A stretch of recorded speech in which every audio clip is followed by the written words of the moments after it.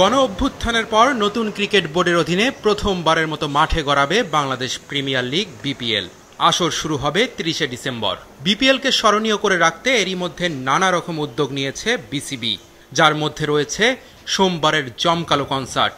Mirpur Sherebangla cricket স্টেডিয়ামে stage তৈরির কাজ শেষ, এখন শেষ মুহূর্তের ঘষা মাজায় ব্যস্ত সবাই।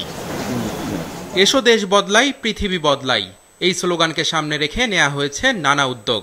বিপিএল মিউজিক ফেস্টে গান গাইবেন পাকিস্তানের বিখ্যাত শিল্পী রাহাত ফাতে আলী। বাংলাদেশের জনপ্রিয় ব্যান্ড মাইলস সহ দেশ সেরা সঙ্গীত শিল্পীরা গাইবেন কনসার্টে। বসুন্ধরা ডায়াপেন্ট এখন আরো উন্নত।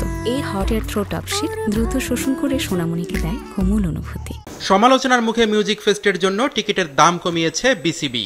সর্বোচ্চ ৮,০০০ আর সর্বনিম্ন ৫০০ টাকা দিয়ে এই আয়োজন দেখতে পারবেন দর্শকরা।